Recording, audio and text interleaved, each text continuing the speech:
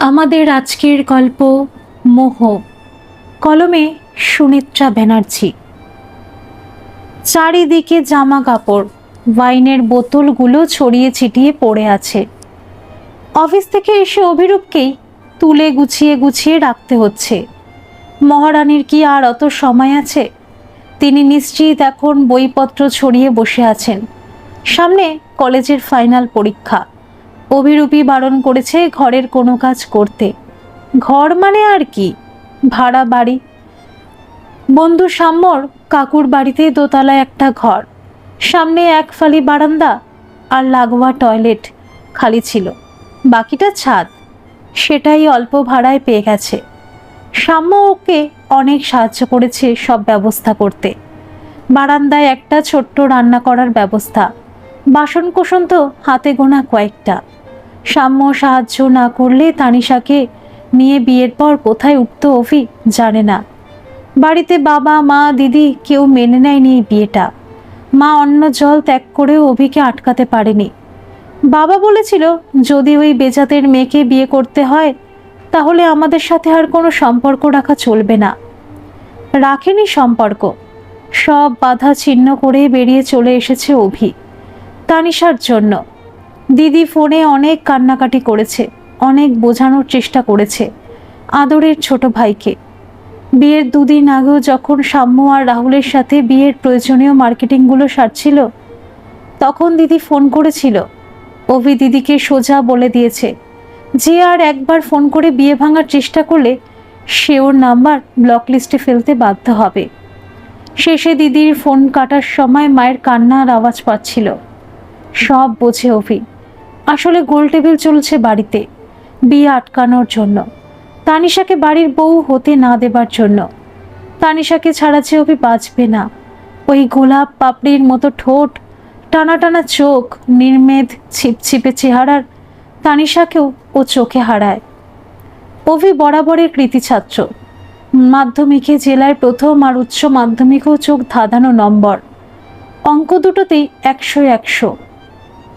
বাবার ইচ্ছের বিরুদ্ধে ইঞ্জিনিয়ারিং না পড়ে ফিজিক্স অনার্সে ভর্তি হয়েছিল। ইচ্ছে ছিল অধ্যাপনা করার। এখন ভাবে বাবার কথা ইঞ্জিনিয়ারিং পড়লেই হয়তো ভালো করত। জয়েন্টে যা র্যাঙ্ক ছিল তাতে এ রাজ্যে যে কোনো ভালো কলেজে হয়ে যেত। সাম্য ওর থেকে অনেক নিচে র্যাঙ্ক করেও বেসরকারি কলেজ থেকে ইঞ্জিনিয়ারিং পড়ে নামে সফটওয়্যার কোম্পানিতে চাকরি পেয়েছে। অভি মাস্টার্স কমপ্লিট করে নেটের প্রস্তুতি নিচ্ছে 2 বছর ধরে। এই দেশে জেনারেল ক্যাটাগরির মানুষদের বেশি সংগ্রাম করতে হয় বই কি। বাবা তো এখানেও তানিশার দোষ দেয়, বলে তানিশা আসার পর থেকেই অভির ক্যারিয়ারে ধস নেমেছে। না হলে অভির মতো মেধার ছেলের চোখ বুঝে নেট ক্লিয়ার করে ফেলাই উচিত। অভি বরাবরের কৃতিছাত্র হয় অনেকেই অঙ্ক করতে আসতো ওর কাছে। অভিও কঠিন কঠিন অঙ্ক জলের মতো সোজা করে বুঝিয়ে দিত ওদের। কলেজে ভর্তি হবার পর থেকেই বাড়িতে সিরিয়াসলি ম্যাথ আর ফিজিক্সের কোচিং দিতে শুরু করলো অভি। সেখানেই ভর্তি হতে আসে তানিশা। 9 থেকে 10-এ উঠতে অঙ্কে ফেল। সাধারণত এরম ছাত্রছাত্রীদের অভি পড়ায় না। নিজের পড়া করে এদের পিছনে খাটাখাটনি করার সময় দিতে পারে না। কিন্তু তানিশার বাবার বারংবার অনুরোধে শেষ অবধি রাজি হয় ও। তানিশাকে অঙ্ক করাতে গিয়ে অল্প কদিনেই অভি বুঝেছিল এর পড়াশোনা করার কোনো ইচ্ছেই নেই, কিন্তু মাথায় অনেক বুদ্ধি আর বেশ স্ট্রিট স্মার্ট। অ্যালজেব্রার প্রবলেম সলভ করার থেকে নিজের কেশরাশির যত্ন নিতে সে বেশি আগ্রহী। সকাল 6টার ব্যাচে হোমওয়ার্ক না করে আনলেও আইলাইনারটা পরিপাটি করে পড়ে আসতে কোনোদিনও ভুলতো না। অভি বকলেই বড় বড় কাজল লাগানো চোখ দুটো জলে ভরে উঠত। সেদিকে তাকালে অভির বুকটা মোচড় দিয়ে উঠত। অভি বুঝল এইভাবে মেয়েটাকে দিয়ে অঙ্ক করানো যাবে না, ও যে সবার থেকে আলাদা। শুরু হলো স্পেশাল কেয়ার, এক্সট্রা ক্লাস আর অভির চ্যালেঞ্জ তানিশাকে অঙ্কে পাশ করানোর। অভির ফিজিক্স অনার্সের লেখাপড়ার থেকেও তানিশাকে অঙ্কে পাশ করানো গুরুত্বপূর্ণ হয়ে দাঁড়িয়েছিল। তানিশাও মান রেখেছিল অভির। 60 থেকে 70 নম্বর পেয়ে মাধ্যমিকের টেস্ট অবধি উতরে গেছিল। ততদিনে অভি তানির সাথে মজে গেছে। তানিশার সামনে থাকলে অভির অবাধ্য চোখ দুটো ওর ঠোঁটের ওপরে তিলে আটকে যায়। কষ্ট করে ওর কাজল কালো চোখ থেকে চোখ সরিয়ে সরিয়ে থাকে অভি।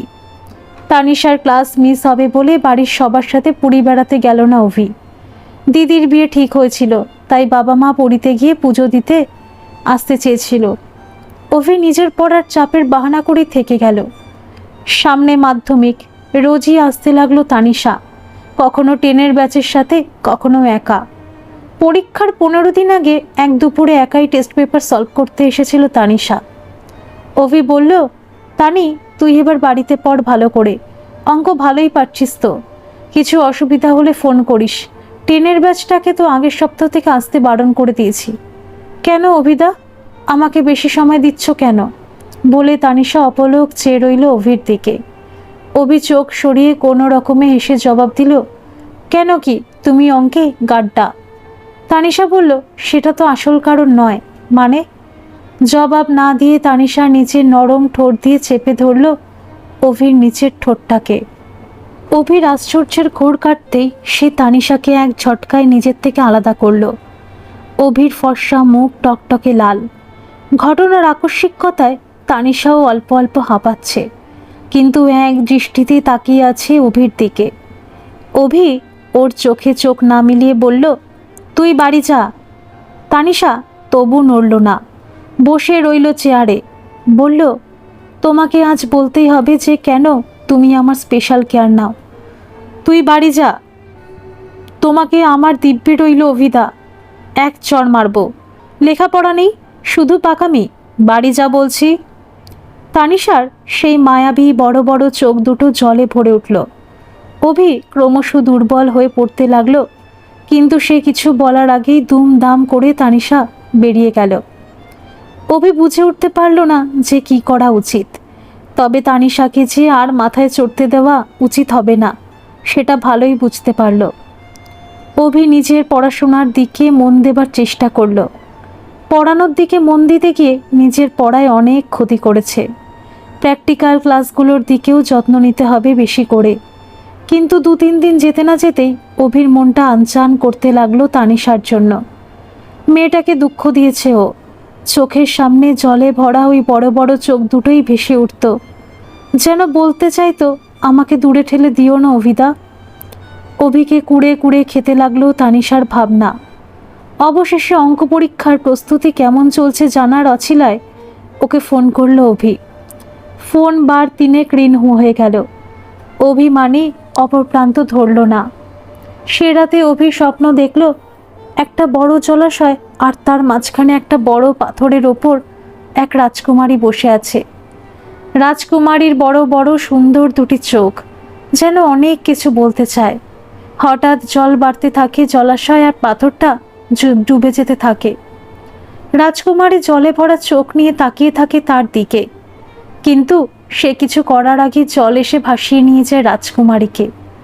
ধর্মর করে উঠে বসে অভি, গলা শুকিয়ে গেছে, মনটা বড্ড আনচান করছে। সকালের ব্যাচটা জলদি শেষ করলো আজ। কলেজে যাবার পথে তানির খোঁজ নিয়ে যাবে একবার। ওর বাড়ি তো ঠিক চেনে না, কিন্তু এটা জানে যে বইমেলার মাঠের কাছে থাকে, আর ওর বাবার হোমিওপ্যাথি ওষুধের দোকান আছে বাড়ির সামনে, তাই চিনে নিতে কোনো অসুবিধাই হবে না। খেতে খেতে বেরোতে সেই দেরিই হয়ে গেল। দিদির হবু শ্বশুর বাড়ি থেকে ফোন এসেছিল, কিছু জরুরি কথা চলছিল। তাও অভির তাড়া দেখে মা ভাবল প্র্যাকটিক্যাল ক্লাস আছে হয়তো। খেতে দিয়ে দিল কোনো রকমে। রিক্সা নিয়ে বইমেলার মাঠ পৌঁছতেও সময় লাগলো বেশ কিছুটা, তবে তানিশার বাড়ি খুঁজে পেতে অসুবিধা হলো না। তানিশার বাবা বললেন, আরে মাস্টারমশাই ভেতরে যান, আপনার ছাত্রী পড়াশোনা করছে মন দিয়ে। অভি ভেতরে ঢুকলো। ঘরে দারিদ্র্যের ছাপ ঢাকার চেষ্টা স্পষ্ট। দুটো ঘরের একটা ঘর তানিশার দখলে। খাতা বই ছড়িয়ে খাটের ওপর আতশোয়া হয়ে পড়ছিল তানিশা। অভিকে দেখে উঠে বসল। কি ব্যাপার, পড়াশোনা কেমন চলছে? এত পড়ছিস যে ফোন ধরার সময় নেই। ফোন মা নিয়ে নিয়েছে, বলেছে পরীক্ষার পরে দেবে। তুমি হঠাৎ এখানে? তানির চোখে খুশির রেশ না দেখে বেশ আহত অভি, একটু যেন আড়ষ্ট। বলল না, তুই কেমন অঙ্ক করছিস দেখতে এলাম। তুমি যা শিখিয়েছো তাতে পাশ করে যাব, তোমার নাম ডোবাবো না। চিন্তা করো না, এজন্যই আমার স্পেশাল কেয়ার নিতে তো। আমি তোমার রেকর্ড ভাঙতে দেব না। না তানি, তুই ভুল বুঝছিস, আমি সেটা বলতে চাইনি। তবে কি, আর কি কারণ তোমার এখানে আসার? অভি কিছু বলার আগেই তানির মা ভেতরে ঢুকলেন। জিজ্ঞেস করলেন চা খাবে কি না। অভি বিনীতভাবে বলল না। তানির মা এটা ওটা কথা বলতে লাগলেন। এরপর তানিও আলাদা করে কথা বলার কোনো আগ্রহ দেখালো না। অভির মনে হতে লাগলো সে আবেগের বশে এখানে এসে ঠিক করেনি। কলেজ আছে বলে তাড়াতাড়ি উঠে পড়ল। রাজকুমারীর বড় বড় চোখ দুটি আজ অভিমানে মাখামাখি ছিল। অভি আর পা বাড়ায়নি ওই রাস্তায়। ধীরে ধীরে মন দিয়েছে নিজের পড়াশোনায়। মাধ্যমিক শেষে একদিন ফোন এলো তানিশার। অভিদা, আজ একবার দেখা করবে? তোর অঙ্ক পরীক্ষা কেমন হলো জানালি না তো? হ্যাঁ, সেটা বলার জন্যই তো দেখা করতে চাইছি। সেটা ফোনে বলা যায় না? আচ্ছা, আমার সঙ্গে দেখা করতে অসুবিধা আছে বুঝি? সেরকম কিছু নয়, আমার উচ্চ মাধ্যমিকের ব্যাচগুলো আসবে, ওদের পরীক্ষা তো সামনে। বেশি সময় নেব না তোমার অভিদা। একটি বার স্টেশনের পাশের কাফেটায় এসো, 4টে নাগাদ। তোমার ব্যাচ তো 5টায়। আচ্ছা, দেখছি। আজকে দিদির বিয়ের নেমন্তন্ন করতে যেতে হবে পাড়ায়, কথা দিতে পারছি না। আমি 4টেতে কাফেতে তোমার ওয়েট করব। ফোন কেটে দিল তানিশা। মহা নাছর বান্দা মেয়ের পাল্লায় পড়েছে অভি। 4:30 নাগাদ কাফে পৌঁছে দেখলো তানিশা কোনার একটা টেবিলে বসে আছে আর ভয়ে ভয়ে আশপাশটা দেখছে। অভিকে দেখে যেন বুকে বল পেল। বল, কত নাম্বার কারেক্ট করেছিস? 75% তো পাবই যা মনে হচ্ছে। বাহ, আমি 85% আশা করেছিলাম। ঠিক আছে, তোকে ডিসকাউন্ট দিলাম না হয়। বল, কি খাবি? আমার ছাত্রছাত্রীরা বলে এই কাফের ফিশ ফ্রাই নাকি দারুণ। আমি তো আজ খেতে আসিনি অভিদা, লজ্জা পাস না, আমি খাওয়াচ্ছি। তুমি এখনও রাগ করে আছো? তোমার বাড়ি থেকে সেদিন আসার পর কিছু ভালো লাগতো না। মোবাইলে শুধু তোমার ছবি দেখতাম। মা একদিন রেগে গিয়ে মোবাইল নিয়ে নিল, বলল ভালো নাম্বার পেয়ে পাস না করলে আমাদের আর পড়াবে না। বাবার দোকান তো তেমন ভালো চলে না। আমার সব রাগ গিয়ে পড়ল তোমার ওপর। আমি জানি কেন তুমি সেদিন ছুটে এসেছিলে। আমি যেমন তোমাকে না দেখে থাকতে পারি না, তেমন তুমিও পারো না, শুধু বলতে ভয় পাও। কিন্তু আমি ভয় পাই না। আই লাভ ইউ অভিদা। I know you also love me. এক চর মারবো পাকামি করলে। হিন্দি সিনেমা দেখে দেখে এসব শিখেছ না? আমি তোমার শিক্ষক, এটা মনে রেখো। অনেক বয়সে বড়। কেন, শিক্ষককে কি ভালোবাসা যায় না? না, শুধু সম্মান করা যায়। সামনের মাসে আমার দিদির বিয়ে, এই নে কার্ড। তোদের ব্যাচের সবাই আসবে, পারলে আসিস, আমার ভালো লাগবে। চলি। জল এত দূর গড়াবে অভি ভাবেনি। বেরিয়ে গেল সে কাফে থেকে। তানিশার চোখের দিকে তাকানোর ভুল সে আর করল না। অভির ব্যস্ততা এখন তুঙ্গে। আজ দিদির আইবুড়ো ভাত, কাল গায়ে হলুদ, বিয়ে। অভির সব বন্ধুরা সকাল সকালই এসে গেছে। মনে হচ্ছে ওদের সবার দিদির বিয়ে। ওরা মানে রাতুল, মনোময়, ওয়েঞ্জিলা, তনয় আর অদিতি। ওরা 6 জন অভিন্ন হৃদয় বন্ধু। কলেজে ওদের এই গ্যাংটাই বেশ ফেমাস। ওরা প্রায়ই আসে অভির বাড়ি। অভির বাবা মা দিদির কাছে ওরা বাড়ির সদস্যের কম নয়। ঐন্দ্রিলা আর অদিতি আবার রাতে মেহেন্দি অনুষ্ঠানের প্ল্যান করেছে। ওরা বড়বাজার থেকে অনেক মেহেন্দির কোণ কিনে এনেছে। আইবুড়ো ভাত অনুষ্ঠানে সবাই হৈ হৈ করছে। অদিতি দেখলো অভি এক কোণে চুপ করে বসে আছে। কী রে অভি, দিদি ভাইয়ের আইবুড়ো ভাত হচ্ছে আর তুই এখানে কি করছিস? বড্ড কষ্ট হচ্ছে রে, দিদিকে ছাড়া কখনো থাকিনি। বোকা ছেলে, তুই এখানে মন খারাপ করে থাকলে দিদি কত কষ্ট পাবে বলতো? আর দিদির নতুন বাড়ি তো মেট্রো করে মোটে 5টা স্টেশন। কলেজ থেকে আমরা চলে যাব দিদির বাড়ি দল বেঁধে। যা, এখন ক্যামেরাম্যান এসেছে, ফটো তোল। হ্যাঁ, তুইও চল। আমি দিদির সাথে অন্তত 100টা ছবি তুললাম। হ্যাংলা কোথাকার, এক চড় খাবি। অভি হাসতে হাসতে এগিয়ে গেল দিদির দিকে। অদিতি তাকিয়ে আছে ওই দিকেই। ঐন্দ্রিলা এসে পাশে বসলো। আচ্ছা, তো এখানে ডুবে ডুবে জল খাওয়া হচ্ছে। কিসের জল? অভি মন খারাপ করে বসেছিল। জানি, তুই যখন ফটো তুলতে ব্যস্ত ছিলি আমরা অনেকবার এসেছি ওকে ডাকতে, আমাদের ফেরত পাঠিয়ে দিল। তুই বলতেই কেমন চলে গেল। থাম তো, জানিস তো দিদি ওর প্রাণ, আর তোরও প্রাণ। কবে বলবি দিদি মনের কথা অভিকে? চুপ কর রে, বাড়ি ভর্তি লোক, কেউ শুনতে পাবে। দিদি, সময় থাকতে বলে দে মনের কথা, তোর চেয়ে ভালো কেউ বোঝে না অভিকে। বলবো রে, সব বলবো। ওর অনেক স্বপ্ন, ও অনেক বড় জায়গা থেকে রিসার্চ করবে। আমার জন্য যদি ওর পড়াশোনায় ক্ষতি হয়, তাহলে যে আমি নিজের কাছেই নিজে ছোট হয়ে যাব।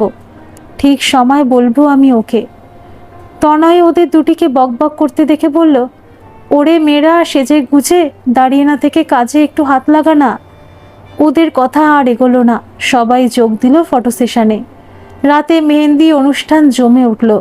ওয়েন্দ্রিলা অদিতির হাতের মেহেন্দিতে অভির নামের আদ্যক্ষর লিখে দিল। অদিতি লজ্জা পেয়ে হাত লুকিয়ে ফেলল। গায়ে হলুদেও ছাড় পেল না বেচারি অদিতি ওয়েন্দ্রিলাদের হাত থেকে। ওর হাজার মানা সত্ত্বেও অভির গায়ে লাগানো হলুদ এনে ওরা লাগিয়ে দিল অদিতির গায়ে। তবে অদিতির কথা রেখেছিল ওরা, এই ব্যাপারে অভি কিছু জানতে পারেনি। বন্ধুদের ওপর কপট রাগ দেখালেও অভির গায়ে লাগানো হলুদের ছোঁয়ায় শিহরিত হয়েছিল ও। রাতে বিয়ের অনুষ্ঠানে নিজেকে সাজিয়েছিল কচি কলাপাতা রঙের শাড়িতে। অভির চোখে মুগ্ধতা খুঁজতে অভির পছন্দের রং বেছেছিল তাই নিজেকে সাজাতে। একমাত্র দিদির বিয়েতে অতিথি আপ্যায়নে ব্যস্ত অভি আলাদা করে নজর দেবার সময় পায়নি আর অদিতির দিকে। ঐন্দ্রিলার অনুরোধে তনয়, অভি আর অদিতির একটা সুন্দর ছবি তুলে দিয়েছিল, আর সেই ছবি নিয়ে শুরু হয়েছিল বন্ধুদের লেগ পুলিং। ঐন্দ্রিলা বলল, ভাই, দুজনকে একসঙ্গে কি দারুণ মানিয়েছে রে। গায়ে হলুদের পর থেকে অদিতি বেশ গ্লো করছে। রাতুল বলল, আইডিয়াটা কিন্তু আমার ছিল, তুই নিজের বলে ঝেপে দিচ্ছিস কেন রে? ঐন্দ্রিলার ঝটিতি উত্তর, মেহেন্দিতে অদিতির হাতে অভির নাম লেখার আইডিয়াটা কিন্তু আমারই ছিল। তনয় ফুট কাটল, এই রাতুল, তোরা এসব ছিচকাদুনি বন্ধ কর। বর এসেছে, আমরা তো দিদির পিড়ি ধরবো নাকি? সঙ্গে সঙ্গে সব দল বেঁধে উঠে পড়ল। রাতুল ফুট কাটল, হ্যাঁ, এই ব্যাটা অভি আমাদের খাটিয়ে নিল। আজ দিদির বিয়ের পিড়ি ধরবো, দুদিন পর ওনার নিজের বিয়ের পিড়িও আমাদেরই ধরতে হবে। অদিতি দুম করে একটা কিল বসিয়ে দিল রাতুলের পিঠে। কিন্তু যার চোখের সামনে এসব ঘটে গেল, সে এত সহজে মেনে নিতে পারল না এই ঘটনাগুলো। তানিশা এসেছিল ওর সবচেয়ে দামি লেহেঙ্গাটা পরে, যেটা ও বাবার কাছে বায়না করে কিছুদিন আগেই কিনেছিল। অভিদার দিদির বিয়ে বলে কথা, স্পেশাল ড্রেস তো লাগবেই, সব থেকে সুন্দর লাগতে হবে তাকে সেই দিন। এমন সুন্দর যে অভি চোখ ফেরাতে পারবে না তার থেকে। একটা দামি লেহেঙ্গার জন্য বেশ অনেক টাকা দরকার। বাবার ব্যবসা ভালো চলে না, কিন্তু লেহেঙ্গার জন্য তার অনেকগুলো টাকা চাই। বাবাকে রাজি করানোর একমাত্র উপায় ছিল হাঙ্গার স্ট্রাইক। লেহেঙ্গার সাথে মানানসই মেকআপে তানিশাকে আজ বেশ আকর্ষণীয় লাগছে, সেটা তার দিকে তাকানো প্রতিটা পুরুষের মুগ্ধ দৃষ্টি বলে দিচ্ছে। কিন্তু আজ কাঙ্ক্ষিত পুরুষের মুখ থেকে মুগ্ধতার বাণী শুনবে বলেই সে এসেছে। আজ অভিদাকে দিয়ে নিজের মনের কথা বলাতেই হবে। একটু আগে যখন চোখাচোখি হলো অভিদার সাথে, তখন অভিদার চোখের মুগ্ধতা তার নজর এড়ায়নি। কিন্তু অভিদা যে স্বীকার করতে ভয় পায় মনের কথা, তাই আজ একটু নিভৃতে অভিদার সাথে কথা বলবে ভেবেছিল। আজ তানিশার দিকে তাকালে অভিদা তাকে ভালোবাসার নিবেদন না করে যেতে পারবে না। আর আজকের পর থেকে অভিদা শুধু তার অভি। কিন্তু অভিদার কলেজের বন্ধুদের কথা শুনে মনে হলো, এই অদিতি নাকে সে নিজেকে অভিদার বউ ভাবতে শুরু করেছে। তবে কি ওদের মধ্যে কিছু আছে? তানিশা ঘুণাক্ষরে টের পায়নি তানিশার অদিতির ব্যাপারে। না না, এমন তো হতেই পারে না। ওদের মধ্যে কিছু থেকে থাকলেও তানিশার মতো সুন্দরীকে অভি কিছুতেই ফেরাতে পারবে না। তানিশার মতো সুন্দরীর পাশেই অদিতি কিছুই নয়। তানিশা দৌড়ে গেল অভির কাছে। ভিড় ঠেলে অভির কাছে পৌঁছতে পৌঁছতে যেন এক যুগ লেগে গেল ওর। অভিদা, একবার বাইরে চলো, তোমার সাথে কথা আছে। তানি, আমার দিদির বিয়ে, এক্ষুনি বিয়ের অনুষ্ঠান শুরু হবে। তোর মনে হয় এখন আমার কথা বলার সময় আছে? প্লিজ অভিদা, মাত্র 5 মিনিট। তানি, তোর বন্ধুদের সাথে কথা বল, আমি এখন বিজি। আর হ্যাঁ, খেয়ে যাস। অভি আবার ব্যস্ত হয়ে পড়ল অতিথি আপ্যায়নে, কিন্তু তানিশার জ্বলন্ত দৃষ্টি চোখ এড়ালো না রাতুলের। ভাই, মেয়েটা কেড়ে সাইকো নাকি? আমার ছাত্রী, সাইকো কেন হবে? না, আচরণ দেখে তো সেরকমই মনে হলো। তোকে ওরকম ডাকাডাকি করছিল কেন? ও একটু অবুঝ, ওরকম করেই কথা বলে। বাদ দে, বাচ্চা মেয়ে, তুই বাকিদের নিয়ে মণ্ডপের দিকটায় যা। রাতুল আর কথা না বাড়িয়ে চলে গেল, কিন্তু অভির বুকে রক্তক্ষরণ হতে লাগলো কি এক অজানা কারণে। রাজকুমারী কি বেশি দুঃখ দেওয়া হয়ে গেল? মেয়েটা বোঝে না ওর থেকে নিজেকে দূরে সরিয়ে রাখতে অভিকে কতটা কষ্ট করতে হয়। মেয়েটা এখনও 18তেই পড়েনি, ও যে আকর্ষণকেই ভালোবাসা ভেবে নিচ্ছে। কিন্তু অভির তো আকর্ষণ নয়, রীতিমতো ভালোবাসা আছে ওর প্রতি। তানিকে দূরে ঠেলে রাখতে কত কষ্ট হচ্ছে অভির, তা যদি একবার মেয়েটা বুঝতো। এরপর বিয়ে, যজ্ঞ, 7 পাক, সিঁদুর দানে তানিশাকে আর দেখতে পায়নি অভি। বাবার সাথে সাথে থেকেছে সারাক্ষণ।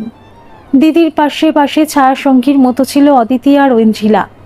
রাতুল আর মনোময় ক্যাটারিংয়ের দিকে, তনয় গেছে বাসর ঘরের দিকটা দেখতে। সত্যি ওদের মতো বন্ধু পাওয়া ভাগ্যের ব্যাপার। ফোনটা এলো প্রায় রাত 11:30 নাগাদ। বিয়ে পর্ব মিটে গেছে, সবাই বাসরের আলোচনা করছে। অভি বাবা মাকে ডাকতে যাচ্ছিল খাবার জন্য। তানিশার বাবার নম্বর থেকে ফোন।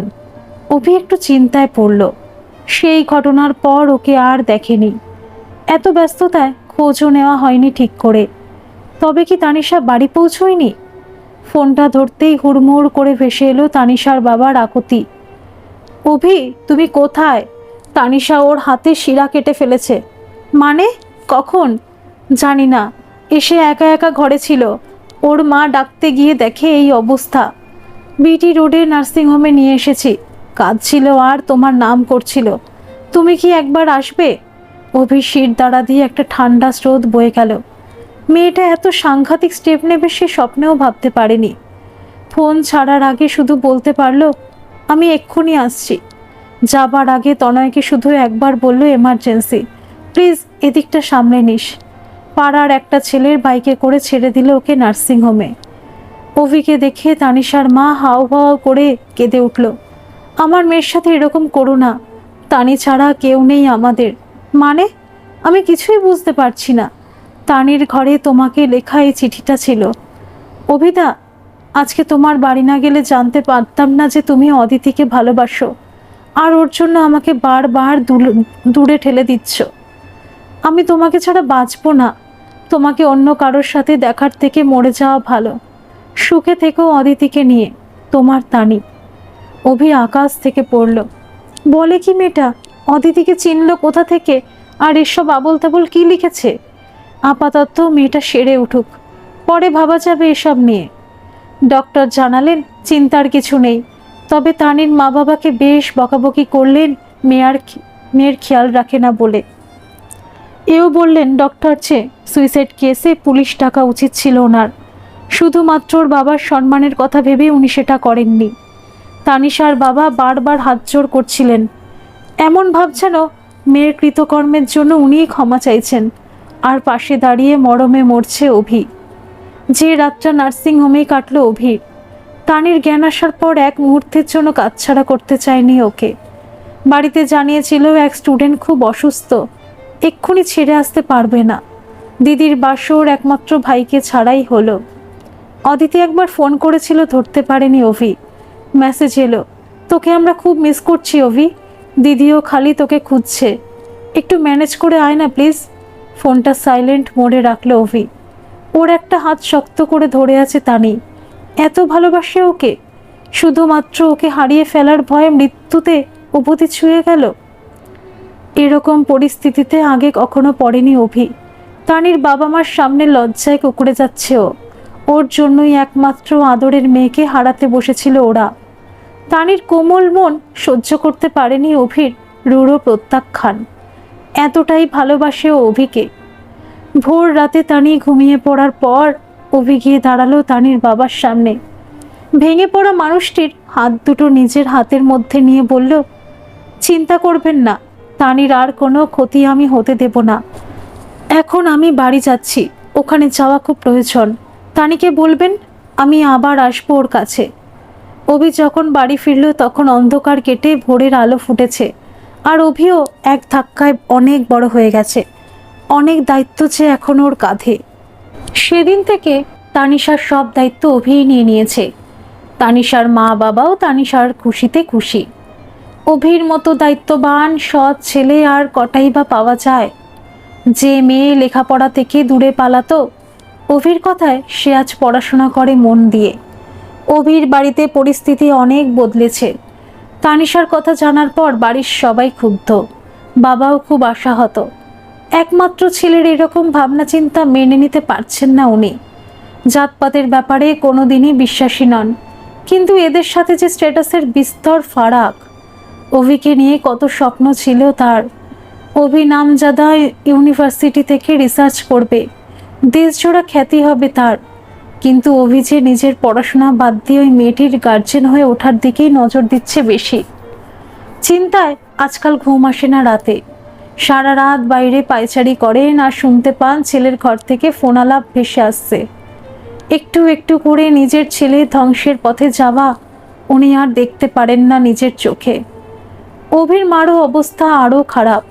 বেহায়া মেয়ে তাদের বাড়িতেই আসে, এটা যেন যে এ বাড়ির কেউ তাকে পছন্দ করে না।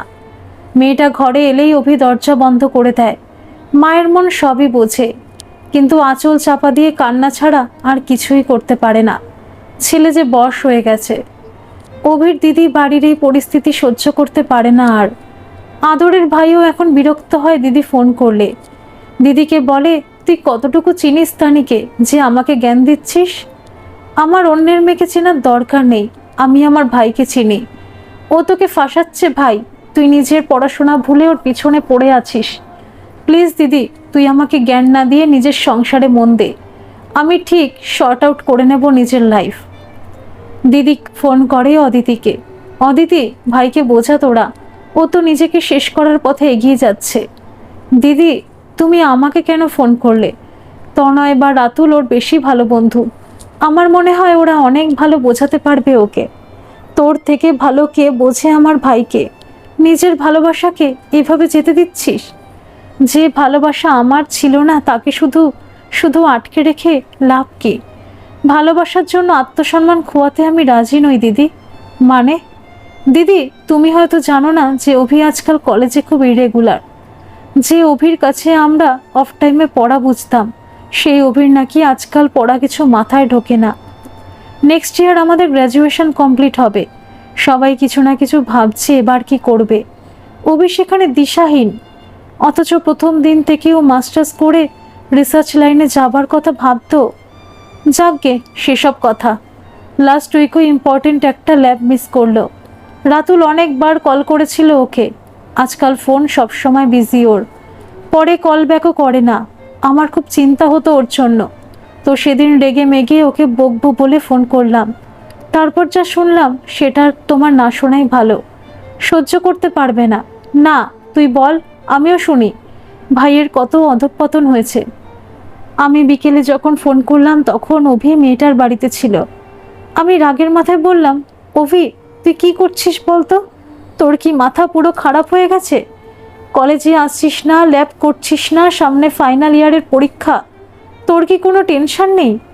অভি কিছু বলার আগেই মেয়েটা ফোনটা নিয়ে আমাকে বলল, আমি নাকি ওদের খুব পার্সোনাল মুহূর্তে ফোন করে বিরক্ত করছি।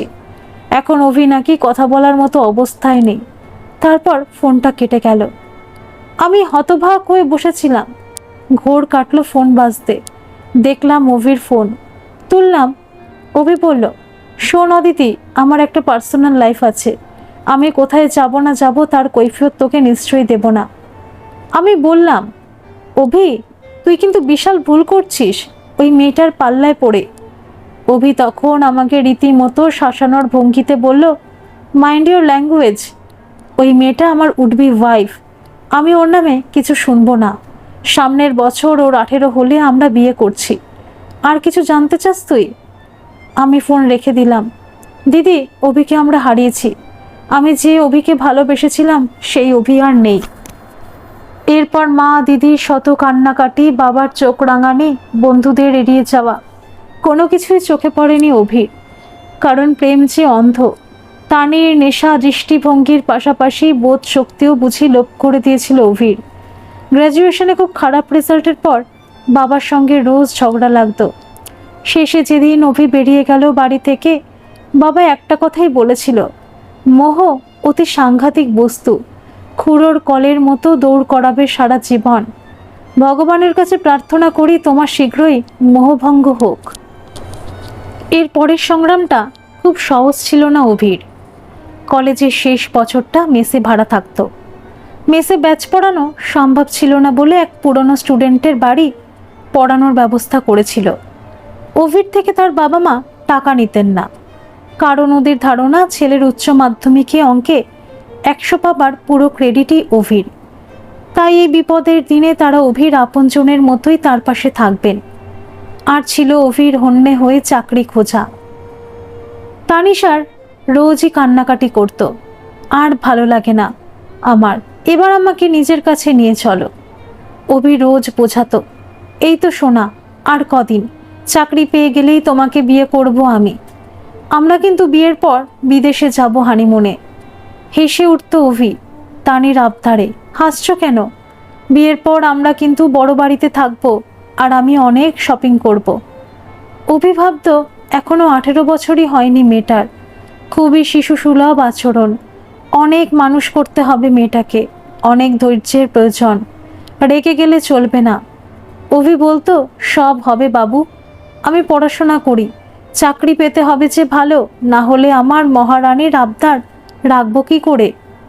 অনার্সে এত কম নম্বর নিয়ে চাকরি পাওয়া সহজ ছিল না বই কি। কলেজের বন্ধুরা যখন মাস্টার্সের জন্য চেষ্টা করছে, ও তখন প্রাণপণে সরকারি চাকরির জন্য চেষ্টা করে যাচ্ছে। তনয়েরা কেউ আর যোগাযোগ করে না। অভিকে কলেজে দেখলেও এড়িয়ে যেত শেষের দিকে। অদিতিকে অপমান করেছে বলে বাকিরাও কথা বলতো না ওর সাথে। তানি ঠিকই বলে, অদিতি হলো বিষধর সাপ, সব বন্ধুদের মন বিষিয়ে দিয়েছে ওর ব্যাপারে। এরাই একদিন অভির থেকে পড়া বুঝতে আসতো, আজ যেন চিনতেই পারে না। বন্ধুদের আর কি দোষ, নিজের বাবা মা যখন ওকে একটাও ফোন করে না। এত জেদ বাবার, ছেলে বাড়ি ছেড়ে চলে গেছে, তবু তানিকে মেনে নেয় না।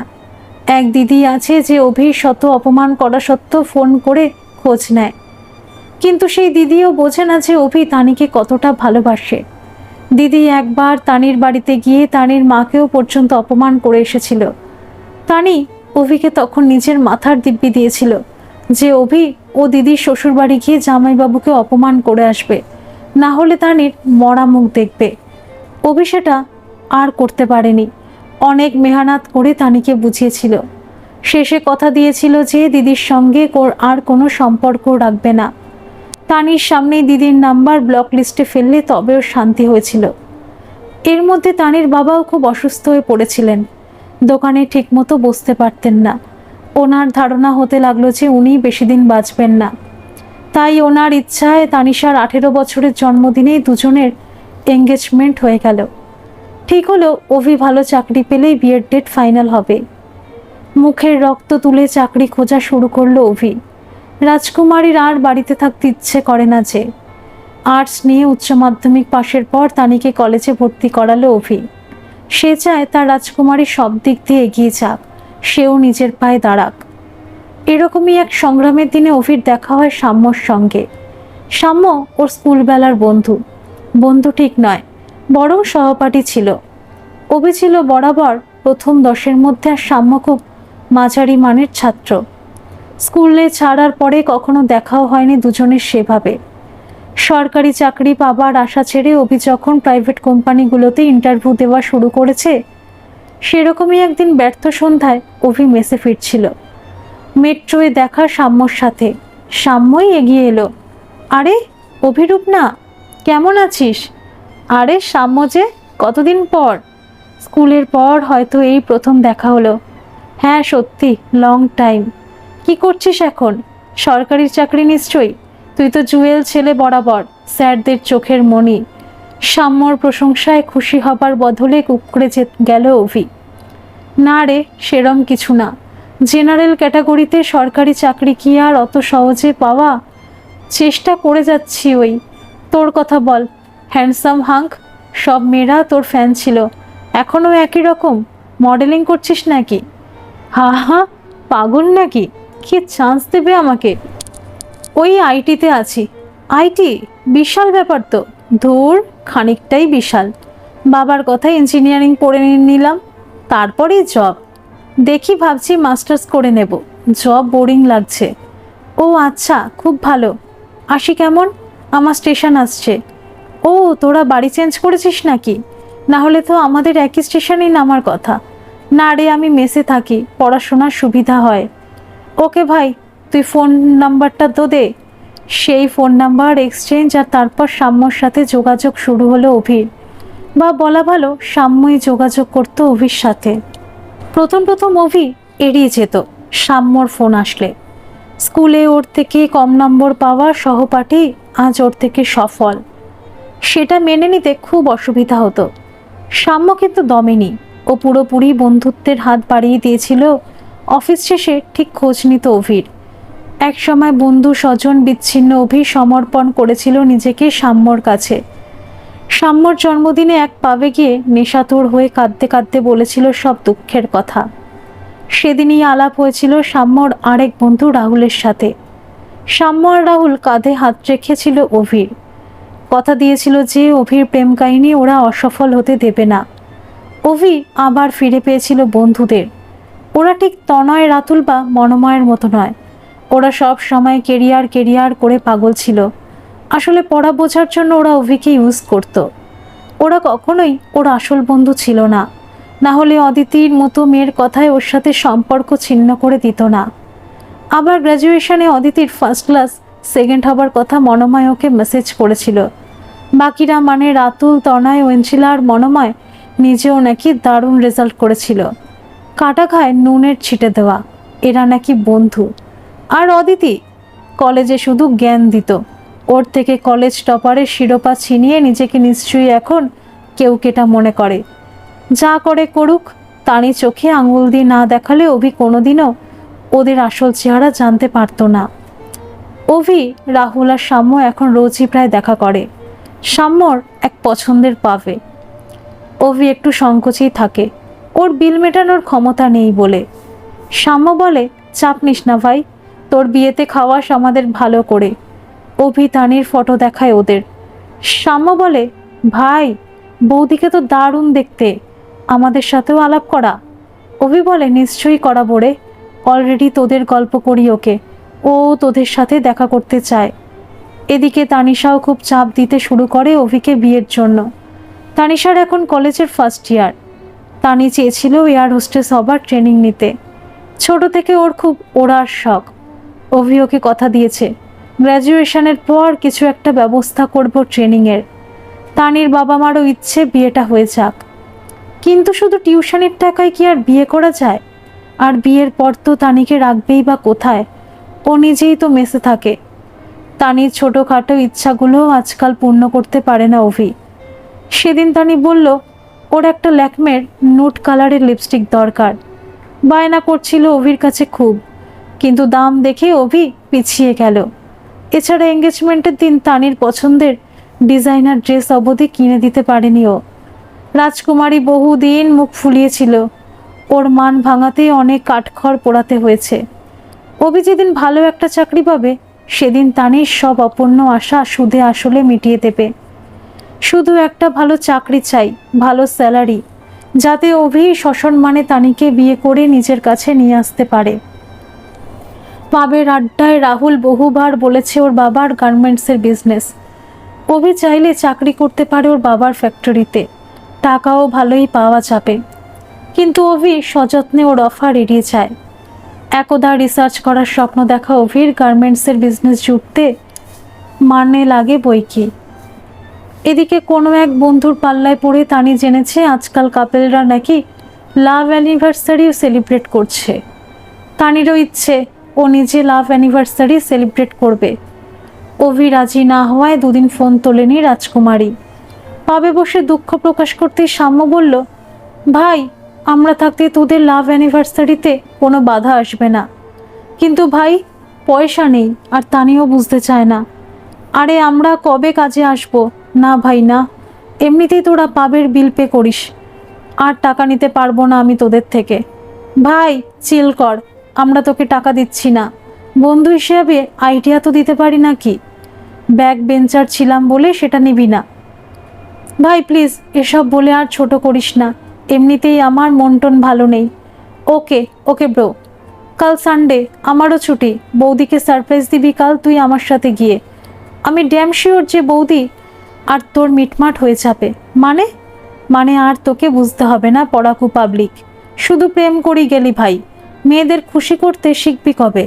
শোন, কাল সকালে ভালো করে শেপটেপ করে ভালো জামা পরে রেডি থাকবি, আমি 10টায় আসবো তোকে পিক করতে। নো মোর কোশ্চেন, কাল দেখা হচ্ছে। বন্ধু হতো এসা। দেখ ভাই, ঠিক টাইমে এসে গেছি। মেসের সামনে দাঁড়ানো অভিকে বলে সাম্য। হার্লি ডেভিডসনের বাইকে আর রেভানের সানগ্লাসে জিম করা সাম্যকে ঠিক তানির ফেভারিট হিরো দেবের মতো লাগছে। কী রে ভাই, রাজকুমারী তোর, তুই হাদার মতো টাইম ওয়েস্ট করছিস কেন? আর এরকম কাকু মার্কা জামা পরেছিস কেন? মনে হচ্ছে যেন গার্লফ্রেন্ডের সাথে নয়, কাকা শ্বশুরের সাথে দেখা করতে যাচ্ছিস। নে চল ওঠ, শপিং করতে হবে আমাদের। বাইকে উঠে বসলো অভি, বলল কি শপিং আবার? ভাই এবার আমি বুঝেছি বৌদি কেন রেগে যায় তোর ওপর।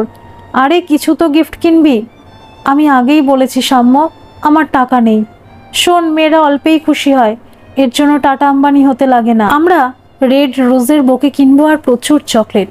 তুই বৌদিকে বাইরে ডেকে নিয়ে হাঁটু গেড়ে বসে ফুলটা দিয়ে বিয়ের জন্য প্রপোজ করবি আর চকলেট দিবি, দেখবি রাগ গলে জল। এসব পারবো না আমি। তুই তাহলে তানিশার সাথে এরকমই ঝগড়া করেই থাকবি? যা বলছি শোন, জেদ করিস না। এর পরের ঘটনা সাম্যর প্ল্যান অনুযায়ী হলো। এরকম সারপ্রাইজ আর ফুল চকলেট পেয়ে তানি আনন্দে আত্মহারা, জড়িয়ে ধরেছে অভিকে। সাম্য অনেক ফটো তুলে দিয়েছে ওদের। অভি বলল, তানি এই হলো সাম্য, আমার স্কুলের বন্ধু, আজকে সব আইডিয়া ওরই। তানি বলল, সে আমি বুঝেছি, ওয়ান্ডারফুল সাম্যদা, থ্যাঙ্কস আ লট। তোমার কথা অনেক শুনেছি অভির কাছে। সাম্য বলল, মাই প্লেজার বৌদি, বন্ধুর জন্য বন্ধু করবে না তো কে করবে? বাই দ্য ওয়ে তুমি ছবির থেকেও সামনাসামনি বেশি সুন্দর। লজ্জায় লাল হলো তানির গাল দুটো। বলল, প্লিজ বৌদি বলে ডেকো না, তানিই ঠিক আছে। সাম্য বলল, ওকে, আমার কাজ এই অবধি ছিল, এবার তোরা তানির পছন্দের রেস্টুরেন্টে যা, আমি বাড়ি ফিরবো। তানি বলল, তুমিও আমাদের সাথে চলো না সাম্যদা, খুব মজা হবে। না বাবা, আমার কাবাব মে হাড্ডি হবার কোনো ইচ্ছে নেই। তানি অভির কাছে বায়না করতে লাগলো, এই রাজি করাও না সাম্যদাকে প্লিজ। অভি বলল, চল না সাম্য, আজ আমার রাজকুমারী খুব খুশি আর সব ক্রেডিট তোর, তুই মোটেই কাবাব মে হাড্ডি নোস। সাম্য বলল, ওকে বস, আমি হলাম লাভ গুরু আর তোমরা আমাকে গুরু দক্ষিণা দেবে। ওর কথায় হাসতে হাসতে লাগলো সবাই, আর সাম্যর হাসির মুগ্ধতা ছড়িয়ে পড়লো তানির চোখে মুখে। একটা স্বপ্নের দিন কাটালো তানিশা। অভিও খুব খুশি তার প্রাণ প্রতিমাকে এতদিন পর খুশি করতে পেরে। তানিশা চাইনিজ কুইজিন খুব ভালোবাসে, তাই অভি প্ল্যান করেছিল কোনো এক ছোটোখাটো চাইনিজ রেস্টুরেন্টেই খেতে যাবে। আজ যেন ওর মন খুলে খরচা করতে ইচ্ছা করছিল, কিন্তু সাম্য বলে বসলো, তানির চাইনিজ পছন্দ যখন, চল আজ সবাই মেনল্যান্ড চায়নাতেই যাই। অভি জানে এই রেস্টুরেন্টের বিল মেটানোর ক্ষমতা ওর নেই। মনে পড়লো ফার্স্ট ইয়ারে অভি কলেজে টপ আপ করার পর তনয়রা ধরেছিল যে মেনল্যান্ড চায়নাতে খাওয়াতে হবে। অভি বাবার কাছ থেকে টাকাও ম্যানেজ করেছিল, কিন্তু ট্রিটের দিন অদিতি বলল, মেনল্যান্ড চায়নার ট্রিটটা তুই জব পেলেই দিস। এটা তো আঙ্কেলের দেওয়া ট্রিট হয়ে গেল। আজ বরং মাসির দোকানের মাংসের ঘুগনি আর পাও খাওয়া। বাকি বন্ধুরা সঙ্গে সঙ্গে অদিতিকে সাপোর্ট করেছিল, আর ওরা হই হই করে গেছিল কলেজের পাশে বিখ্যাত মাসির হোটেলে। হাপুস উপুস করে ঝাল ঘুগনি খেয়ে ওরা অভিকে অনেক অভিনন্দন জানিয়েছিল। প্রায় পুরো টাকাটাই অভি গিয়ে বাবাকে ফেরত দিয়েছিল আর হাসতে হাসতে অদিতির গল্প বলেছিল। বাবা সব শুনে মুচকি এসে বলেছিল, তোমার বন্ধুভাগ্য খুব ভালো দেখছি। আর দিদি এসে মাকে বলেছিল, মা ডাল মে কুচ কালা হ্যায়। মা বাবা দিদির কথা মনে পড়তেই অভির চোখটা কেমন জ্বালা জ্বালা করে উঠল। বাবার শরীরটা নাকি খারাপ, কতদিন খোঁজ খবর নেওয়া হয়নি। কিরে, এখানেই দাঁড়িয়ে থাকবি নাকি রেস্টুরেন্টের ভিতরেও যাবি? শ্যাম, বলছিলাম কি আমরা তো একটু কম দামি জায়গাও যেতে পারি নাকি? তুমি নিজে তো নিয়ে যাও না কোথাও। আজ যখন সাম্যদা ট্রিট দিচ্ছে তখন প্লিজ বাধা দিও না। হ্যাঁ অভি, চাপ নিস না, আমি আছি তো। অভির কোনো কথাই ধোপে টিকল না। দামি রেস্টুরেন্টে নামি দামি খাবারের সাথে একটু বেমানান লাগতে লাগলো নিজেকে, কিন্তু তানিশার খুশির জন্য এটুকুও মেনে নিল। সত্যি তো কোনোদিন ভালো রেস্টুরেন্টে খাওয়াতে পারে না ওকে, না দিতে পারে দামি গিফট। তানিয়ার সাম্যর বেশ আড্ডা জমেছে। অভি একটু অন্যমনস্ক। হঠাৎ মুঠো ফোনটা বেজে উঠল অভির। অদিতি। এ কি, অদিতি ফোন করছে কেন? ওদের তো মুখ দেখা দেখেও বন্ধ ছিল। কি দরকার পড়লো আবার? নাকি আবার নিজের শ্রেষ্ঠত্ব প্রমাণ করার জন্য অভিকে নিচু করতে চায়? নাকি একেই টেলিপ্যাথি বলে? একটু আগেই অদিতির কথা ভাবছিল অভি। ফোনটা কেটে দিল অভি। এখন ধরা যাবে না, সামনে তানিশা, শুধু মধু ঝগড়া হবে। আবার ফোন এলো, অভি কেটে দিল। কিন্তু আজকে অভির ফোনের দিকে তানিশার কোনো নজর নেই। অন্যদিন হলে কে ফোন করেছে দেখার জন্য পাগল হয়ে উঠত, আজকে সে পুরোপুরি সাম্যতে মজে আছে। তানিকে বাড়ি পৌঁছে দিয়ে অভিকে মেসের সামনে নামিয়ে দিল সাম্য। অভি বলল, তোকে থ্যাঙ্কস দিয়ে ছোট করবো না রে, তুই আজ যা করলি আমার নিজের ভাই থাকলে হয়তো এতটা করতো না। কি যে বলিস, আমিও এনজয় করেছি তোদের কোম্পানি। তানি খুব মিষ্টি একটা মেয়ে, খুব চঞ্চল, সামলে রাখিস ওকে। Nice choice bro. মেসে ফিরে মোবাইলটা চেক করলো অভি। অদিতির মেসেজ, তোকে অনেকবার ফোন করেছিলাম অভি, পরশু মুম্বাই চলে যাচ্ছি, তোর সাথে দেখা করার ইচ্ছা ছিল, তোর সময় থাকলে জানাস। অভি বিরক্তিতে ফোনটা ছুঁড়ে ফেলতে গিয়েও রিপ্লাই করলো, কাল সকাল 10টায় মাসির দোকানে থাকবো, অনেক দিন মাংসের ঘুগনি খাওয়া হয়নি, তোর টাইম হলে চলে আসতে পারিস। কতক্ষণ? বেশি নেই, 10 মিনিট। চাপ নিস না, বেকার আমি অঢেল সময়। এভাবে বলছিস কেন অভি? প্রায় 8 মাস পর দেখা হলো। না না, আরও বেশি মনে হয়। হবে হয়তো। তুই বল, হঠাৎ দেখা করবি বললি? মুম্বাই যাবি? মাস্টার্স করছিলিস তো, মুম্বাইতে বিয়ে ঠিক হলো নাকি? বলল সব। চল আগে ঘুগনি অর্ডার দে 2 প্লেট। হুশ করে ঝাল পাও আর ঘুগনি খেয়ে দুটো চা নিয়ে বসলো দুজনে মাসির দোকানের পিছনে, জলাটার ধারে, যেভাবে কলেজে দিনগুলোতে বসতো। অভি, তুই মিস করিস না আমাদের? তনয়, রাতুল, মনোময়, অঞ্জিলা, আমাদের সবাইকে? সেই দিনগুলো যখন হই হই করে তো দিদির বিয়ে শপিং করলাম। ওসব মিস করা টরা তোদের মতো টপার লোকেদের পোষায়। আমি লুজার মানুষ, আমার ওসব আসে না। কি বলছিস তুই অভি? তুই লুজার? তুই আমাদের টপার ছিলি। শোন, ন্যাকামি করিস না। তুইও জানিস টপার কে হয়েছে ফাইনালি। আর তোর দেখা করতে আসার কারণ কি? মুম্বাইতে কোনো বিশাল চাকরি করা ছেলেকে বিয়ে করছিস নাকি? তোদের তো এই লাইফে কোনো চাপ নেই, লেখাপড়া করে টপ করবি আর বড়লোক ছেলে দেখে ঝুলে পড়বি। তোর কত বড় ঘরে বিয়ে হচ্ছে এটা বলার জন্যই দেখা করতে চাইলি তো? এইটুকু বলে উত্তেজনায় হাঁপাতে লাগলো অভি। অদিতি কাঁদছে, ফর্সা নাকটা টকটকে লাল হয়ে গেছে। অভি সেদিক থেকে মুখ ঘুরিয়ে একটা সিগারেট ধরালো। আচ্ছা, এই নেশাটাও ধরেছিস? যা ভেবেছিলাম তোর থেকেও বেশি অধঃপতনে গেছি দেখছিস। That is none of your business. Of course not.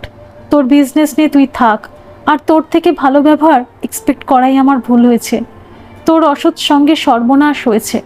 না হলে যে নিজের অসুস্থ মা বাবার কোনো খোঁজ রাখে না, সে আবার বন্ধুদের কথা কি ভাববে? Just shut up. You shut up Abhi. তোকে তানিশা নিজের লেভেলে নিয়ে গেছে দেখছি। দিদি কান্নাকাটি না করলে আমি কখনো আসতাম না। আচ্ছা, তুই আমার অগোচরে আমার ফ্যামিলিকে মিট করিস? হ্যাঁ, ওদের দুর্ভাগ্য যে তুই ওদের ফ্যামিলি। তোর দিদির একটা ছেলে হয়েছে, জানিস সেটা? জানবি কি করে? তানিশার সেবা করা থেকে সময় পেলে তবে না জানবি? তার অন্নপ্রাশন ছিল গত মাসে। তোকে অনেকবার ফোনে যোগাযোগ করার চেষ্টা করা হয়েছে। তোর মেসের ঠিকানা তোর ছাত্রদের থেকে মনোময় পেয়েছিল, কিন্তু মেসে গিয়ে তোর দেখা পায়নি। শুনেছে তুই নাকি মাতাল হয়ে রোজ অনেক রাতেই ফিরিস। লজ্জায় সেগুলো আর তোর বাড়িতে বলেনি। তোর ভাগ্নেকে মামা ভাতকে খাইয়েছে জানিস? তনয়, রাতুল আর মনোময়। তুই তোর বিজনেস নিয়ে বিজি থাক। আর হ্যাঁ, আমি মুম্বাই বড়লোক ছেলেকে বিয়ে করব বলে যাচ্ছি না। মুম্বাই আইআইটিতে জয়েন্ট এমএসসিপি এইচডিতে চান্স পেয়েছি, সেখানেই যাচ্ছি। বড়লোক ছেলে দেখে ঝুলে পড়া অভ্যাস তোর, তানিশার থাকতে পারে, আমার নেই। আর হ্যাঁ, আঙ্কেল আন্টির দেখাশোনায় কোনো ত্রুটি হচ্ছে না, আমরা সবাই আছি। তুই যে জাহান্নামে গেছিস সেখানে থেকে এত সহজে বেরোতে পারবি বলে মনে হয় না, সাবধানে থাকিস। অদিতি চলে যাচ্ছিল, কি ভেবে থমকে দাঁড়ালো। ফিরে এলো মাসির দোকানের সামনে, একটা 100 টাকার নোট দিয়ে বলল, মাসি একটা ঘুগনি পাওয়ার 4 টাকা কেটে নাও। অভি সিগারেটটা ফেলে দিয়ে মারিয়ে এগিয়ে গেল। তুই কি ভাবিস এটুকু বিল মেটানোর ক্ষমতা আমার নেই? আইআইটি পেয়ে ধরাকে সরাজ্ঞান করছিস নাকি? নাকি তানিশার সঙ্গে আমার সম্পর্কটা এত সুন্দর চলছে বলে হিংসে হচ্ছে? আমি কারোর ঘাড়ে ঝুলে পড়ি না, নিজের বিল নিজে মেটানোতেই বিশ্বাসী। সেই জন্য শুধু আমার টাকাটা পে করলাম। আর শোন, তোর দেখছি প্রেম, ভালোবাসার সম্পর্ক এসব নিয়ে মনে অনেক ভুল ধারণা রয়েছে। একটা জিনিস মনে রাখিস, ঠিক বয়সে ঠিক জিনিসটাই করা উচিত। প্রেম ভালোবাসার জন্য সারা জীবন পড়ে আছে, কিন্তু কেরিয়ার বানানোর বয়স কিন্তু আর ফিরে আসবে না। আমি প্রেম করার বিরোধী কখনোই নই, কিন্তু সব জিনিসের একটা নির্দিষ্ট সময় আছে। আর কে বলতে পারে ভুল সময় ভুল জিনিসের পিছনে দৌড়ে আমরা হয়তো মানুষ চিনতেও ভুল করি। এই যেমন আমি ভুল করেছিলাম তোকে চিনতে। আমার ভাগ্য ভালো ছিল যে জীবন আমাকে খুব তাড়াতাড়ি সুযোগ দিল মানুষ চিনে ফেলার। অদিতি চলে যাওয়ায় অবধি দাঁড়িয়ে রইল অভি ওখানেই। অপমানের জ্বালায় মুখ চোখ জ্বলছে। মাসির দোকান থেকে জল নিয়ে ঢকঢক করে জল খেলো খানিকটা ছেটালো চোখে মুখে। একটা বাইরের মেয়ে ওর নিজের ফ্যামিলির লোকজনের কথা বলে ওকে ছোট করলো। বাবা অসুস্থ খবর পেয়েছিল, চাকরি খোঁজার চাপে যাওয়া হয়নি। দিদির যে ছেলে হয়েছে সেই খবরটা কেউ দেয়নি ওকে। একমাত্র মামা হিসাবে অন্নপ্রাশনে মুখে ভাত দেবার অধিকারও ছিনিয়ে নিয়েছে কিছু বাইরের লোক। শুধুমাত্র তানিকে মানবে না বলে নিজের মা অবধি ছেলেকে বাড়ি ফিরে আসতে বলেনি। আজ এত কষ্ট ধার কর্জ করে দিন চালানোর কথা ছিল না। অবসরপ্রাপ্ত সরকারি অফিসের একমাত্র আদরের ছেলের। অভি বহুদিন ভেবেছে এবার বুঝি বাবা মা ডেকে বলবে, ফিরে আয় সোনা, তানিকেই আমরা ঘরের বউ করব। তা নয়, বারবার বলেছে তুই ভুল পথে যাচ্ছিস, এসব ছেড়ে বাড়ি ফিরে আয়। তানিকে ছাড়া কখনো ওই বাড়িতে আর পা রাখবে না অভি। অনেক অপমানিত হয়েছে তানিকে বাবা আর দিদির কাছে। আর সবার হয়ে সম্পর্কের কফিনের শেষে পেড়ে গাছ পুঁতে দিয়ে গেল অদিতি। অনেক হয়েছে, অনেক অপমান সয়েছে অভি। এবার ওর বদলা নেবার পালা। সিদ্ধান্ত নেওয়া হয়ে গেছে ওর। প্রথম ফোনটা করলো রাহুলকে। ভাই, তোর বাবার ফ্যাক্টরিতে কি চাকরি আছে বলছিলি না? আমি ইন্টারভিউ দেব, আমার জবটা চাই। ভাই, তোর মতো টপার ছেলের কি আর এসব চাকরি পোষাবে? টপার মাই ফুড, এই শব্দটার ওপর ঘেন্না ধরে গেছে আমার। তুই ব্যবস্থা করবি নাকি বল? আরে চড়ছিস কেন? করব না কখন বললাম? তোকে কোনো ইন্টারভিউ দিতে হবে না, তুই এই চাকরির জন্য ওভার কোয়ালিফাইড। জাস্ট বিকেলে এসে একবার বাবার সাথে দেখা করে যাস। মেনি থ্যাঙ্কস রে। হঠাৎ কি হলো রে? তুই তো এটার জন্য রাজি ছিলি না। এখন রাজি ভাই, টাকার দরকার। বিয়ে করছি আমি খুব শিগগির। এখন রাখি, বাই। বিকেলে ডেট জানিয়ে দেব। তারপর সেকেন্ড ফোনটা করলো তানিশার বাবাকে। কাকু, আপনি আমাদের বিয়ের ডেটটা ফাইনাল করুন আজই। পুরোহিতের সাথে কথা বলে আমাকে দুপুরের মধ্যে জানান। এরপরে দিনগুলো ঝড়ের মতো কাটলো। 1 মাসের মধ্যে বিয়ের ডেট ফাইনাল হলো। রাহুলের বাবার ফ্যাক্টরিতে চাকরিতে জয়েন করলো অভি। তানিশাকে নিয়ে থাকার জন্য একটা ভাড়া বাড়ি দরকার ছিল, সেটার ব্যবস্থাও করে দিল সাম্য। ওর কাকার বাড়ির একটা অংশ খালি ছিল, খুব একটা বড় ঘর নয় যদিও। সাম্যর মধ্যস্থতায় খুব কম ভাড়াতেই পেয়ে গেল ঘরটা। তানি প্রথমে দেখে নাক ছিটকেছিল। এ বাবা, এইটুকু ঘরে কেউ থাকে নাকি? এসি লাগানোর ব্যবস্থা আছে? বাথরুমের শাওয়ার নেই। ডাইনিং রুম কোথায়? এটা রান্নাঘর না বারান্দা? অভি যখন এসব প্রশ্নে জেরবার হয়ে যাচ্ছিল, শ্যামা বলল, আমার বাড়ি তো কাছেই। এসির হাওয়া খেতে হলে আমাদের বাড়ি চলে আসবে, আর আমরা সবাই মিলে মাঝে মাঝে জমিয়ে আড্ডা দেব। এখানে থাকতে অসুবিধা কোথায়? সাম্যর কথায় মহারানী নিমরাজি হয়ে সম্মতি দিতেই অভি ঘরটা ফাইনাল করে দিল। তানির বাবার দোকানের অবস্থা তেমন ভালো নয়, তাই বিয়েতে বিশেষ খরচা করতে পারলেন না। অভি রাহুলের বাবার থেকে বেশ কিছুটা ধার করলো, আর সাম্য চেনা জানা লোকের সূত্রে খানিকটা সাহায্য করলো। বিয়ের কেনাকাটা অভি, তানি, সাম্য আর রাহুল মিলেই করলো। ইচ্ছা করেই পুরনো ছাত্রদের মারফত বিয়ের খবরটা বাড়িতে পাঠালো অভি। খবর যেতেই মা, বাবা, দিদির পুরনো মেলোড্রামা শুরু হয়ে গেল আবার। অভি সোজা জানিয়ে যদি ওকে আর তানিকে আশীর্বাদ জানাতে হয় তবে এসো, নয়তো নয়। এও জানিয়েছিল যে অভি নিজেদের থাকার ব্যবস্থা করে নিয়েছে, ফ্যামিলির কারো হেল্প ওর দরকার হবে না। বন্ধুদের গ্রুপের সবাইকেও বিয়ের খবর জানিয়েছিল মেসেজে। কেউ রিপ্লাই করেনি, করবে কি, হিংসায় চলছে সব। এত সুন্দরী বউ পাচ্ছে অভি। সবাই ভেবেছিল প্রেমটা টিকবে না, কিন্তু ৭০-এর মুখে ছাই দিয়ে বিয়েটা হচ্ছে শেষ পর্যন্ত। অভির তরফ থেকে সাম্য আর রাহুল ছিল কেবল, তানির দিকেও আত্মীয় বেশি ছিল না। বিয়েটা হয়ে গেল। অভি আর তানির এত বছরের প্রেম বিবাহের সফলতা পেল। প্রেম থেকে বিয়ে অবধি যাত্রা খুব গুরুত্বপূর্ণ, কিন্তু সেই প্রেমিকার সাথেই বিবাহ পরবর্তী সংসার যাপন সম্পূর্ণ নতুন একটা অধ্যায়। সেই অধ্যায় অনেক ক্ষেত্রে পুরনো কুশীলব্ধের চরিত্রগুলো একটু অদল বদল হয়ে যায়। অভি আর তানির সংসারও তার আজ টের পাওয়া গেল বইকি। মাত্র কয়েক মাসেই সযত্নবান প্রেমিক অভি পরিণত হয়েছিল খিটখিটে স্বামীতে, আর রাজকুমারী প্রেমিকা তানি পরিণত হয়েছিল এক চাহিদার সর্বস্ব গোয়ার স্ত্রীতে। রান্না বান্না ঘরের কাজ কিছুই পারত না তানি, সেসব অভি করত। সমস্যা সেখানে ছিল না। সমস্যা তখন হতো যখন অভি খেটে খুটে বাড়ি এসে দেখত সাম্যর গিফট দেওয়া ফোনে এক গাদা খাবার উবের ইটসে অর্ডার করেছে তানি। কারণ জিজ্ঞেস করলে বলতো আজ খুব পিৎজা খেতে ইচ্ছা করছিল, লার্জ পিৎজার সাথে কোক আর গার্লিক ব্রেড নিলে ডিসকাউন্ট দিচ্ছিল বলে ওগুলো অর্ডার করে দিলাম। তোমার কোনো আইডিয়া আছে কত টাকা খরচ করেছো তুমি? এখনো কোম্পানির লোন শোধ করা হয়নি আমার, আর তার মধ্যে এত ফালতু খরচ। কি এমন খরচ হয়েছে? সাম্যদার বাড়ির পার্টিতে এর চেয়ে বেশি খাবার ফেলা যায়। একটা মোবাইলও কিনে দিতে পারো না তুমি। নেহাত সাম্যদা ছিল তাই আমাকে অনারের লেটেস্ট মডেলটা কিনে দিল, না হলে কলেজের বন্ধুদের সামনে আমার নাক কাটা যেত। শোনো তানি, তুমি জানো আমি সবে চাকরি পেয়েছি, মাথার ওপর এত লোন, বাড়ি ভাড়া, আর তোমার পড়ার খরচও আছে। আরও কিছুদিন সময় দাও আমাকে, আর হুটহাট সাম্যর কাছে কিছু বলবে না। আমি তো তোমার জন্যই টাকা জমাচ্ছি। ধুর, তুমি কবে থেকে একই কথা বলো, সব তোমার বাহানা। রাতে আর কিছুই খেলো না অভি, শুয়ে পড়ল। তানি কার সঙ্গে যেন ফোনে ব্যস্ত হয়ে পড়ল। সারা রাত ফোন আলাপ চলল। সাম্যদের পার্টিতে যেতে যেতে তানি ড্রিঙ্ক করাও শিখেছিল। এতে তীব্র আপত্তি ছিল অভির, কিন্তু সাম্যদের জোড়াজুড়িতে আর তানির বাকি মেয়েদের মতো মডার্ন হবার ইচ্ছায় সেই আপত্তি ওর ধোপে টেকেনি।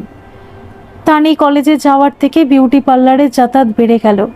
অভি কিছু বললেই সাম্যর কাছে কান্নাকাটি করত তানি, আর সাম্য হাসি মুখে টাকা দিয়ে দিত তানির হাতে। এতে যে তানি পরোক্ষভাবে তার স্বামীকেই ছোট করছে সেটা অভি কিছুতেই ওকে বোঝাতে পারত না। তানি মাঝে মধ্যে রেগে গিয়ে কান্নাকাটি করতো যে এত ছোট ঘরেও কিছুতেই থাকতে পারবে না, ওকে আরও বড় বাড়িতে রাখতে হবে। অভি তানিকে বোঝাতে বোঝাতে হাল ছেড়ে দিয়েছিল। ফ্যাক্টরিতে ওভারটাইম করতে শুরু করলো বেশি ইনকামের আশায়। বাড়ি এসে দেখতো বই খাতা পায়ের কাছে পড়ে আর মহারানী ফোনে ব্যস্ত। অভির ফিরতে দেরি হলে উবের ইটসে খাবার অর্ডার হয়ে যেত। অভির ধৈর্যের ভাত হারালো সেদিন। মেট্রোতে পিকপকেট হয়ে গেল। দুর্ভাগ্যবশত অনেকগুলো টাকা ছিল সেদিন ওয়ালেটে, প্লাস এটিএম কার্ডও ছিল। দিশেহারা অভি কোনো এক সহযাত্রীর কথায় ব্যাংকের হেল্পলাইনে ফোন করে কার্ডটা আগে ব্লক করলো, তারপর স্টেশনে নেমে ডায়েরি করলো থানায়। পকেটে একটাও পয়সা না থাকায় অটোয় উঠতে পারলো না, হেঁটে আসলো বাড়ি অবধি। রাস্তা থেকে ফোন করলো তানিকে কয়েকবার, ফোন বিজি। অভি বাড়ি ফেরার সাথে সাথে তানি ঝাঁপিয়ে পড়লো অভির ওপর। খাবার অর্ডার দেওয়া যাচ্ছে না, নিশ্চয়ই তানিকে জব্দ করতে অভি কিছু করেছে এটিএম কার্ডে। কারণ আগের দিনে অনলাইন ড্রেস অর্ডার দেওয়া নিয়ে ঝগড়া লেগেছিল দুজনের। অভি কোনো উত্তর না দিয়ে তানিকে এক ধাক্কা মেরে সরিয়ে ঘরে ঢুকে গেল। বাথরুম থেকে বেরিয়ে শুনতে পেল তানি ফোনে বলছে, আমার আর ভালো লাগছে না সাম্যদা এখানে, তুমি প্লিজ কিছু করো। রাগে অভির রক্ত চড়ে গেল মাথায়। ফোনটা তানির হাত থেকে কেড়ে নিয়ে মাটিতে আছড়ে আছড়ে ভাঙতে লাগলো, যতক্ষণ না ওটা 4 টুকরো হয়ে যায়। ঘটনার আকস্মিক কথা তানি প্রথমত থতমত খেয়ে গেল, তারপর সদা শান্ত অভির রুদ্রমূর্তি দেখে সিটিয়ে গেল ঘরের কোণে। সেই রাতে কেউ আর খাওয়া দাওয়াও করলো না। পরদিন অফিস যাবার পর থেকে মন খারাপ লাগতে লাগলো অভির। কি করে সে পারলো তানির সাথে এমন করতে? কি করে অভি এতটা নিষ্ঠুর হলো? ছি ছি, এত দুঃখে অভি দেখেছে তানিকে। তানি সব সহ্য করেছিল, কালকের ঘটনার কথা বুঝিয়ে বললেই হতো তানিকে। তানি নিশ্চয়ই বুঝতো, আর তাহলে এই পরিস্থিতিও হতো না। সব দোষ অভির। এখনই বাড়ি গিয়ে ক্ষমা চাইবে অভি। তানি নিশ্চয়ই কাল থেকে না খেয়ে আছে। তানির ফোন তো অভি ভেঙে দিয়েছে। ইএমআইতে আগের থেকেও দামি ফোন কিনে দেবে ও রাজকুমারীকে। ম্যানেজারকে বলে বাড়ির জন্য বেরিয়ে পড়ল অভি। চারদিকে জামা কাপড়, ওয়াইনের বোতলগুলো ছড়িয়ে ছিটিয়ে পড়ে আছে। খোলা শার্টটা খুব চেনা চেনা লাগছে। এত দামি ওয়াইন এখানে কে আনলো? ঘরের ভেতর থেকে নারী পুরুষের কণ্ঠস্বর ভেসে আসছে। এখন একটু ভালো লাগছে সোনা? একটু, অনেক অনেক ভালো লাগছে সাম্যদা। I love you, love you too সোনা। আমাকে এখান থেকে কবে নিয়ে যাবে? আর ভালো লাগছে না আমার। ভাগ্যিস পুরনো ফোনটা রাখা ছিল, তাই তোমাকে খবর দিতে পারলাম। হ্যাঁ, আর তোমার ফোন পেয়ে আমি অফিস ফেলে দৌড়ে চলে এলাম সোনা। নিয়ে যাব তোমাকে সোনা খুব শিগগিরই। ঘরের দরজাটা খুলে দেখার প্রবৃত্তি হলো না আর অভির। মাথাটা ঘুরে গেল, মনে হলো এক্ষুনি বমি হয়ে যাবে। কোনো রকমে ঘর ছেড়ে বেরিয়ে টলতে টলতে পাশের পার্কটা এসে বসলো। ফুসফুসটা ভরে শ্বাস নেবার চেষ্টা করলো। মনে হলো যেন কেউ বুকে পাথর বসিয়ে দিয়েছে। তানি এটা কি করলো? আর সাম্য, ওর সবচেয়ে ভালো বন্ধু, কি করে করতে পারলো এমন? জীবনে এই দুজনকে তো সবচেয়ে বেশি বিশ্বাস করেছিল। নাকি অদিতি সেদিন যেটা বলেছিল সেটা ঠিক? ও মানুষ চিনতে ভুল করেছে। ভুল ভুল ভুল, সাংঘাতিক ভুল হয়ে গেছে। কাচের টুকরোকেও হিরে ভেবে আগলে গেছে এতদিন। সত্যি অদিতি ঠিক বলেছিল, ভুল মানুষ নির্বাচন করে ওর জীবনটাই একটা ভুলে পরিণত হয়েছে। কেন কেন এত বড় ভুল করলো সে? হ্যাঁ, বাবা বলেছিল মোহ। মোহ ছিল তার, তানির মোহে পড়েছিল সে। যেমন তানি এখন সাম্যর মোহে পড়েছে। বাড়ি থেকে বেরোনোর সময় ওটা তাহলে বাবার আশীর্বাদই ছিল। যখন বাবা বলেছিল তোমার শিগগিরই মোহভঙ্গ হোক, এতদিন এটা বাবার অভিশাপ ভেবে এসেছে। বাবা মা দিদির মুখ দেখা বন্ধ করে দিয়েছে। আসল বন্ধুদেরও অপমান করেছে বারবার। সর্বশক্তি দিয়ে চিৎকার করে উঠল অভি, বাবা তোমার কথাই ঠিক, আমার মোহভঙ্গ হয়েছে। দূরে পার্কের গেট দিয়ে বেরোতে গিয়ে একটা বাচ্চা ছেলে হোঁচটকে পড়ল পাথরে। ওর বাবার সঙ্গে সঙ্গে গিয়ে কোলে তুলে নিল। হাত বোলাতে লাগলো চোট পাওয়া জায়গাটায়। অনেক চোট লেগেছে অভিরও। এবার ফিরে যেতে হবে সেই কোলটায়। ধন্যবাদ সকল বন্ধুরা। এই গল্পটি যদি আপনাদের ভালো লেগে থাকে তাহলে অবশ্যই একটা লাইক করে দেবেন, আর এই চ্যানেলে নতুন হয়ে থাকলে চ্যানেলটিকে সাবস্ক্রাইব করে আমার পাশে থাকবেন, আর পাশে থাকা বেল আইকনটিকে প্রেস করে দেবেন যাতে সমস্ত গল্পের নোটিফিকেশনগুলো সবার প্রথমে আপনাদের কাছে পৌঁছে যায়।